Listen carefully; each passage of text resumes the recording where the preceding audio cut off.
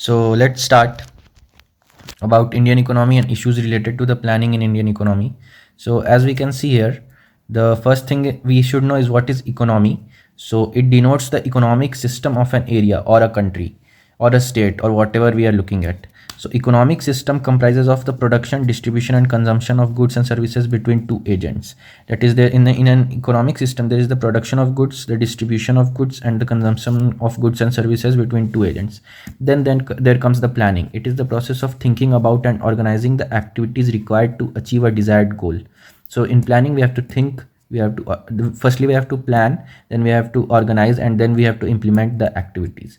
Then creation and maintenance of a plan in the Indian economy, in the context of the Indian economy, the major plan we talk about is the 5-year plan, which is done by the government of India, so or the Niti Aayog. The agency which formulates the 5-year plan is the Planning Commission, now Niti Aayog, chaired by the Prime Minister of India. And 5-year plans are visionary plan for a 5-year period. Plan provisions for each year are implemented through the budget. So plan provisions for each year are implemented through the budget.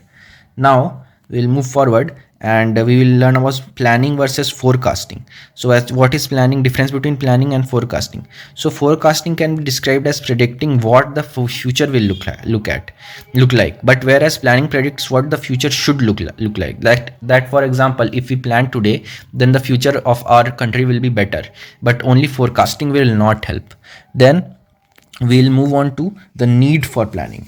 So as we move on to the need for planning, so this is the need for planning. So need for planning is that resources in a country are limited, if be it natural resources or human resources. So scarcity of resources necessitates need for proper management. So what is the need for planning is that the resources, whether it is natural or human resources, are exhaustible and are limited, so we have to plan it before how we need to use the resources.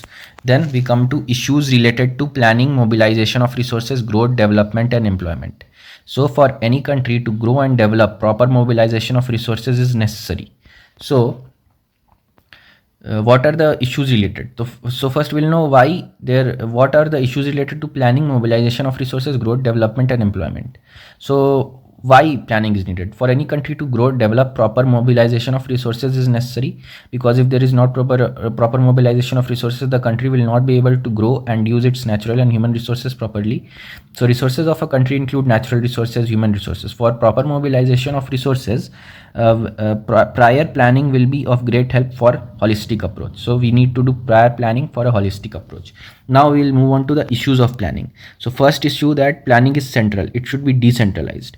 Decentralized planning should be the priority, but nowadays also there has been the government of India has focused on decentralized planning, bottom up approach, but still many of the things which are planned, many of the departments, the ministries, the planning is centrally done. And then Niti Aayog must not hijack the role of Finance Commission. In many cases it has come in the way of Finance Commission, and it has not let the Finance Commission give funds to particular ministries or departments or for particular projects.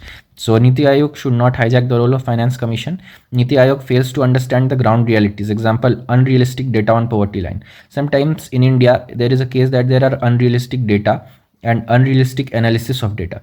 Many of the people, or whatever the data is taken on or recorded for, is unrealistic, because it is the data is not accurate to a particular percentage or accurate for a particular content, and the government starts planning on. There are many people who have been left out of data which has been collected, or the data has not been collected very carefully and very diligently and religiously. So many people have been left out, and so the Niti Aayog or the government starts planning using that data, which and the plan fails miserably.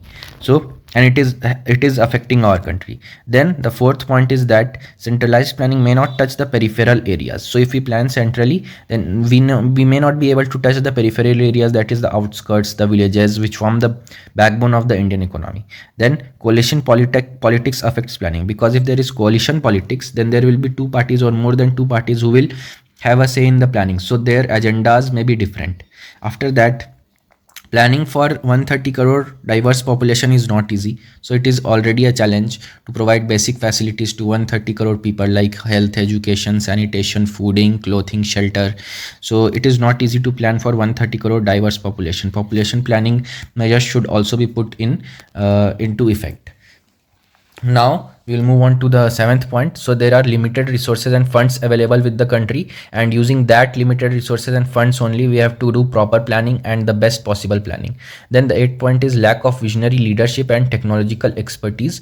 So even if we have visionary leaders, then also the India always lacks technological expertise because our country does not spend much on innovation, research and development, and a very less portion of our GDP goes into innovation, research and development, um, and patenting new technologies. So these are and inventions. So these are some of the problems with our country. Then lack of proper monetary mechanism to check the implementation of plan. So sometimes there is corruption and there is no proper there are mechanisms, but it does not work efficiently, and there is a lack of proper monetary mechanisms to check the implementation of plans.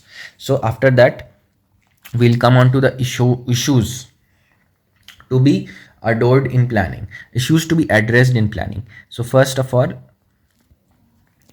we saw in the previous in the previous time, that is some time earlier, some minutes earlier, we saw what were the issues with planning, and now we'll look at how how these issues should be addressed. Then apart from primary objective of growth and optimum resource utilization, these areas should be addressed in proper plan. First, population growth. Second, food production, health, vulnerable sections of the population, transport, communication and energy self-sufficiency, water conservation and air quality, trade and investment, peace, security and governance. So these are the issues that should be addressed in planning. That is, one is population growth, then food production, then health, vulnerable sections. Population growth, food production, health, vulnerable sections of the population, transport, communication and energy self-sufficiency, water conservation and air quality.